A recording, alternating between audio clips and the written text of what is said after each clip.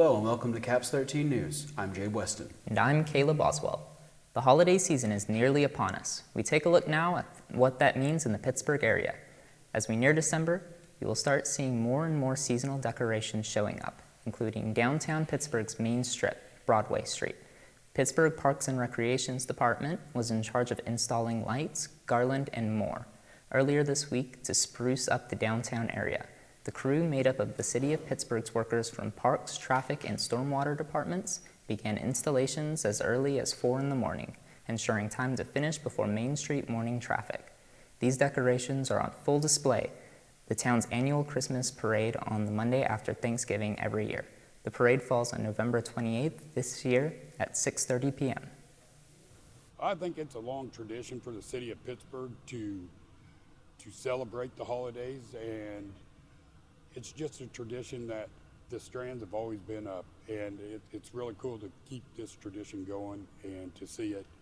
I think it brings a lot of joy to the kids and a lot of the older people also.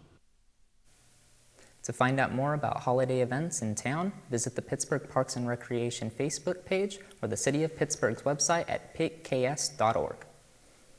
Additions of new businesses to the Pittsburgh area is bringing back the Meadowbrook Mall. Over the course of the last year, the Pittsburgh Meadowbrook Mall is beginning to come back to life with the addition of new businesses. Following the pandemic, the Meadowbrook Mall complex became desolate as storefronts closed due to the spread of COVID-19. With the implementation of the Pittsburgh 2030 project, businesses are coming back to the mall and bringing people along with them. We reached out to Kennedy Tomasi, manager of the AMC Theaters, about her perspective about the mall's growth and its impact on the Pittsburgh community at large. It's really fun to see new places opening up because, especially the smaller, owned businesses, because there's a new tattoo shop that just opened up, Alchemy Inc., JP, he's great. I just got a tattoo from him, so we've had a bunch of people coming there, and they'll come down and show us their tattoos, and so it's just really fun to have sort of like an environment and a community where I know all of the owners of the shops, and we can talk, and it's just really fun. The Meadowbrook complex features new storefronts not previously seen before, such as a boutique and a slime and ice cream sensory studio. One of Pittsburgh's most anticipated additions to the complex is the planned opening of an IHOP later in 2023. Coming up after the break, learn how students are getting educated on alcohol consumption. And later on, we take a look at Pitt State football's playoff schedule. That's right here on Caps 13. I've got a lot of things on my mind. Some things might make you laugh, some things might make you cry, some things might even compromise national security. Why is the internet so obsessed with cats? Hashtag dogs are better. Sorry, but it's true. I can't wait for my trip to Vegas this week, and hashtag Friday can't get here fast enough. Have a nice trip. I hate my job. My boss is such a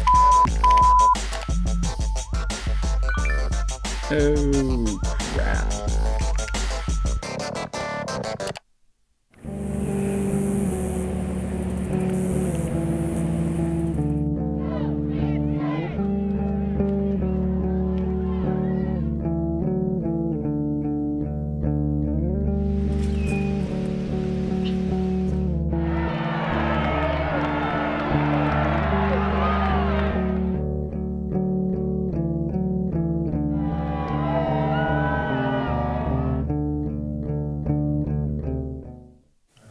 This week, several organizations here on campus teamed up to host an event that teaches students about their drinking limits. Caps 13 reporter Nathan Balsalua joins us now with more. I had a chance to attend this event and see how this provides an impact on students' health and wellness. The Residence Hall Assembly, the University Police Department, and the PSU Office of Wellness Education collaborated in the Overman Student Center with their Pumpkins and Parties event. With over 80% of college students consuming alcohol on average, with 50% participating in binge drinking, it is important to know what effects it has on your body. RHA Vice President Hope Rainey talks more about what the event had in store to convey their message. We have lots of different aspects, kind of learning about alcohol awareness. We have lots of trivia, lots of really good facts about learning your limits. We have kind of drunk and drug goggles to kind of symbolize, like, oh, like if I was drunk, this is what it would be like, just to kind of teach that perspective of things. And then just to have it to be fun, some artisticness. We have like painting and pumpkins, just to kind of have something fun for students to do.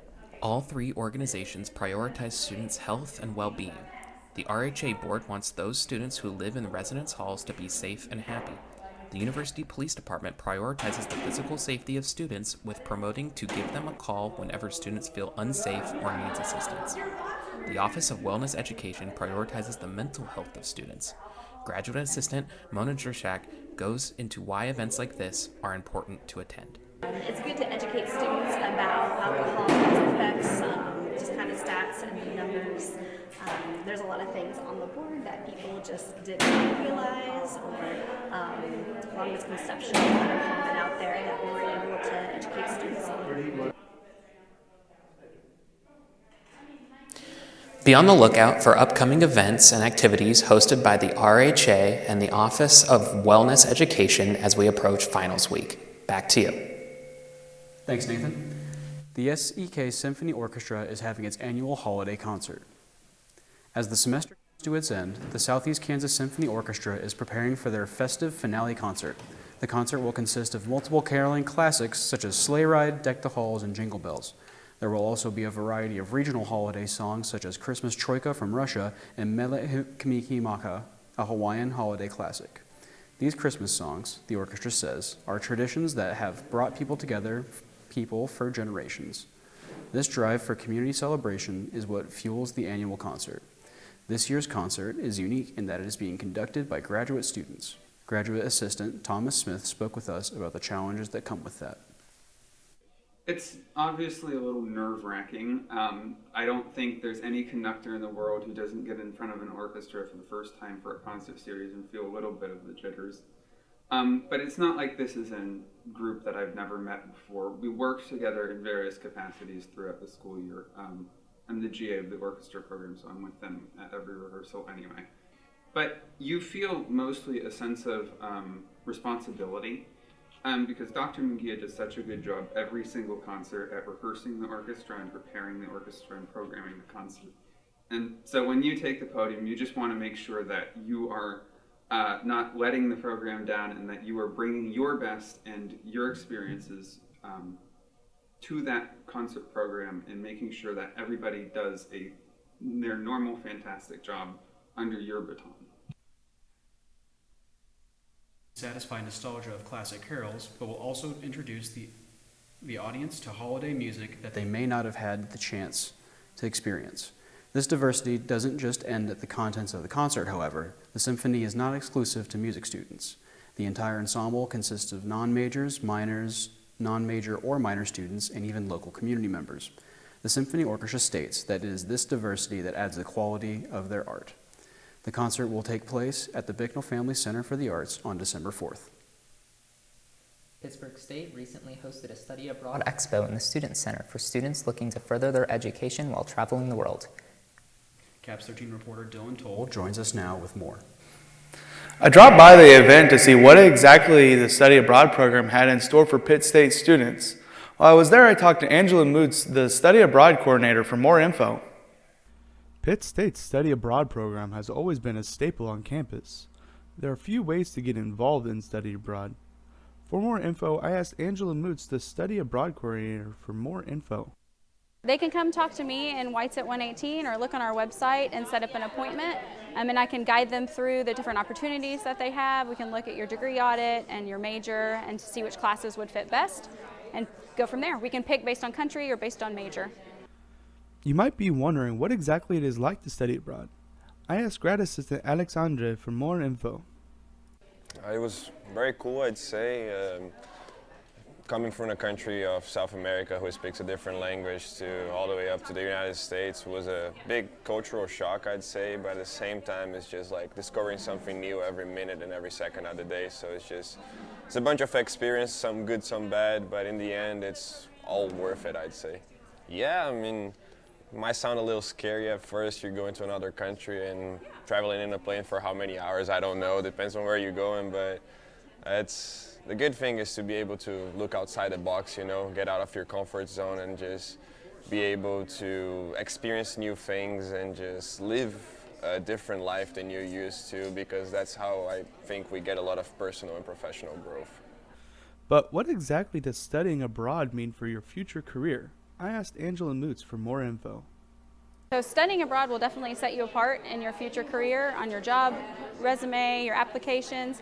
About 1% of Pitt State students and less than 10% students nationally study abroad. So it's something that's going to really set you apart and give you the upper hand a little bit there. But it'll also give you problem solving skills and critical thinking skills, and interacting with people with different opinions and beliefs is something that you're going to do in any career. From Caps 13 News, I'm Dylan Toll. For any more information, go to the Study Abroad section on the Pitt State website or go to Whitesett Hall, room 118. Thanks, Dylan. Up next, we take a look at Pitt State's football's playoff schedule, and later on, one student organization has planned for Native American Heritage Month.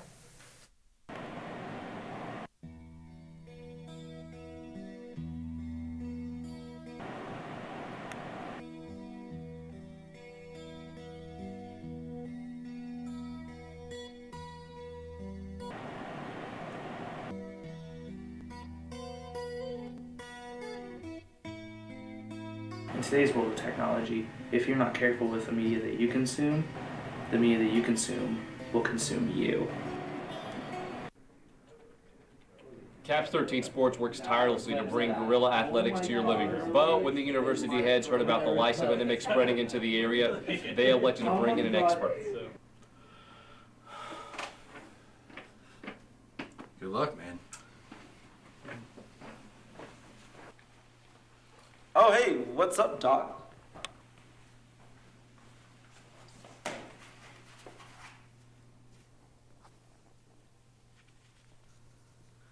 Is everything okay?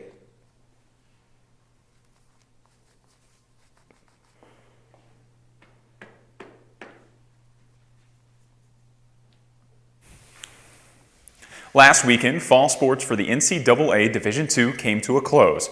Pittsburg State had a total of 4 sanctioned teams competing over the last 3 months, so let's get you caught up in case you missed any of it.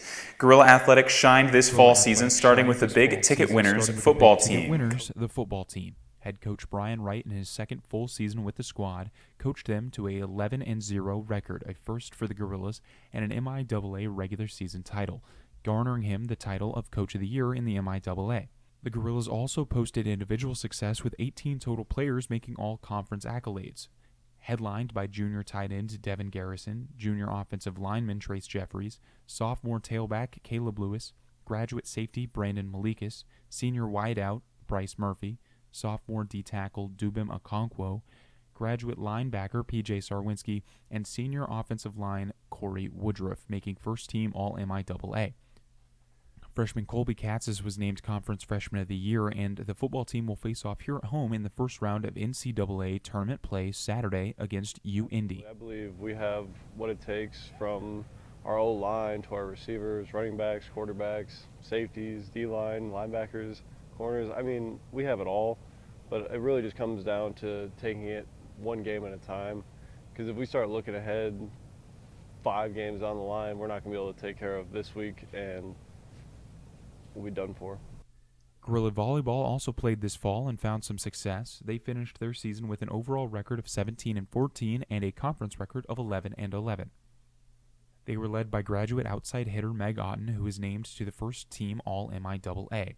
Graduate student libero Marissa Bates, senior setter Brianna Richards, junior right side hitter and setter Janae Thurston were all named to the second team All-MIAA.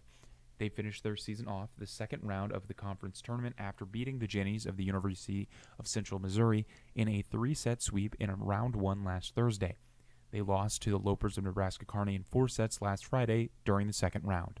You know, we're kind of at the place where we've established winning when we're supposed to, and now it's time to start beating those highly ranked teams. But I will say in the tournament, you know, we definitely exceeded expectations, I think. Not necessarily for ourselves, but for what other people thought. It was really exciting making it past the first round, which we hadn't done as a program for quite some time. And finally, the Guerrilla Cross Country team reminded the whole nation that Pittsburg State is also a track and field school by performing well in their own regards. The Guerrillas men's team placed 3rd in the MIAA Outstanding top 10 finishes from 3rd place Matthew Oglesby, 5th place Diego Contreras, and 10th place Braden Zahner. The women's team outshined the whole conference by taking the conference championship while racing in Joplin last weekend as well. The win led by 3 top 5 finishes, including Gentry Alderson, Laura Murdoch, and Marissa Dick in 3rd, 4th, and 5th place, respectively. Both teams will compete on Saturday in Joplin during Division II regionals. Good luck to all the Gorillas completing this weekend, including both men and women's basketball. Pitt State football finished its regular season out this last weekend. The Gorillas outdid expectations and took the jungle along for the ride. The football team began the season ranked 3rd in MIAA preseason poll, behind Northwest Missouri State and Nebraska Kearney. It didn't take long, however, for the Gorillas to show everyone why they're the kings of the jungle. They knocked off the Lopers in Kearney during their Week 2 matchup 35-28 and never took their foot off the gas. They would scrape by with a win against nationally ranked Northwest Missouri Bearcats 24-22 in Week 6 here at home.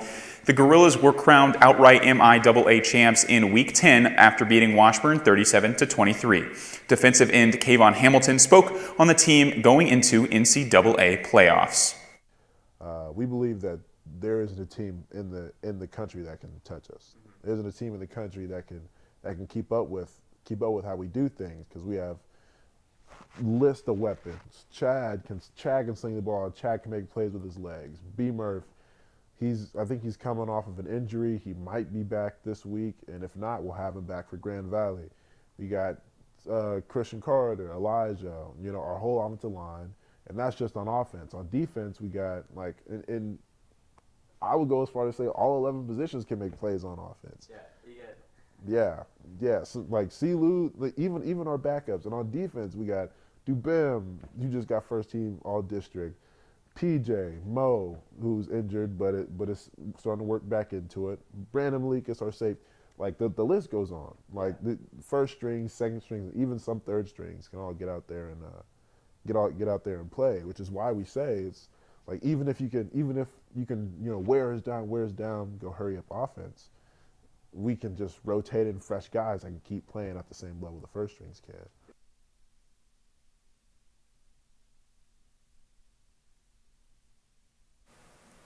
The Gorillas face off this Saturday here at home against the Grand Lakes Valley Conference champion Greyhounds of UIndy at 1 p.m. Catch the coverage in the stands or live on the MIAA network for free this time. The Pitt State football team finished 11-0 in the regular season and began postseason play this Saturday. The Gorillas had a great first part of the season, going undefeated with wins over top teams like Northwest Missouri State and Emporia State, and 18 players earning all MIAA team selections, and head coach Brian Wright earning Coach of the Year. Because of these efforts, they earned the 3rd seed of the 3rd Super Region of the Division II playoffs. Caps 13 talked to our star running back Caleb Lewis on Monday to understand the team's mindset going into the big-time game.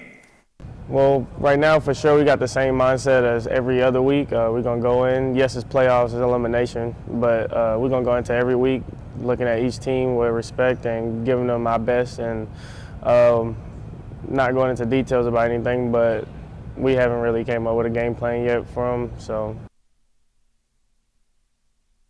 The Gorillas play the 9-1 Indianapolis Greyhounds in Kearney Smith on Saturday at 1 o'clock. Tickets are $5 and available at the ticket office in the Weed Building. Stick with us after the break to hear about events focused on Native American Heritage Month on Pitt State's campus. So you good, man? Yeah, I'm good. All right, this is all you. Tune into Caps 13. There is literally something for everyone to watch. TV, movies, sports, news. It's all Gorilla-made content. The students have spent hundreds of hours preparing it just for you. The least you can do is tune into channel 13 on your TVs. Caps 13. That's all I want to say, I think. Sounds good, man. That sound good? Yep, I like that. That was great.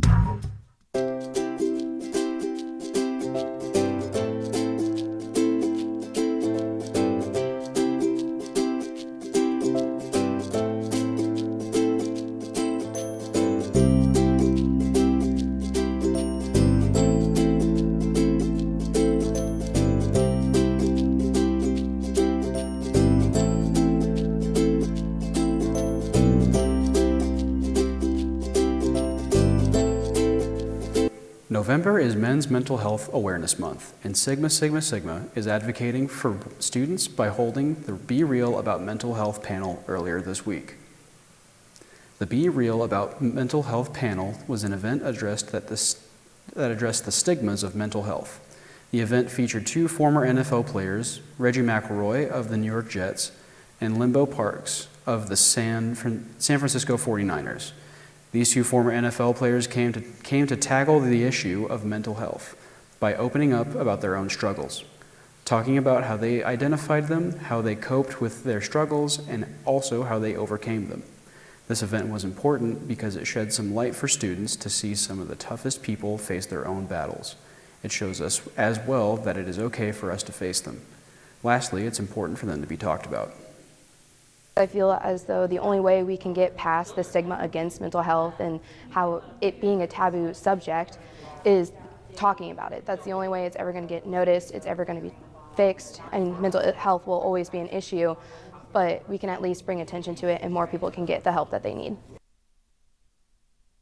That should be discussed if you or someone you know is struggling. Be sure to reach out to the University Counseling Services at the Bryden Student Health Center.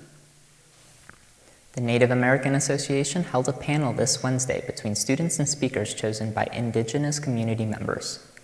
The open discussion was held as a part of Native American Heritage Month. It was held between 5 and 7 p.m. in Horace Mann Room 107. The panel was made up of tribal representatives and advocates. Students and the panelists discussed a number of important issues, such as ICWA, tribal healthcare facilities, and the rights to claim their Native heritage. Both students and panelists described their conversation as being therapeutic. Yes, one of the ones that really got conversation going was the topic of fitting in and finding your place within your tribe. And a lot of individuals were speaking on the fact of within the bigger society how you may already be different, quote unquote different, but you can also have that isolation and separation within your tribe as well. So that was a big topic that everybody kind of said, me too. For more events, the Native American Student Association will be holding Relearning Thanksgiving on the 28th in the Alumni Center. Thanks for tuning in to CAPS 13 News. I'm Jade Weston. And I'm Caleb Oswell. We will see you next week.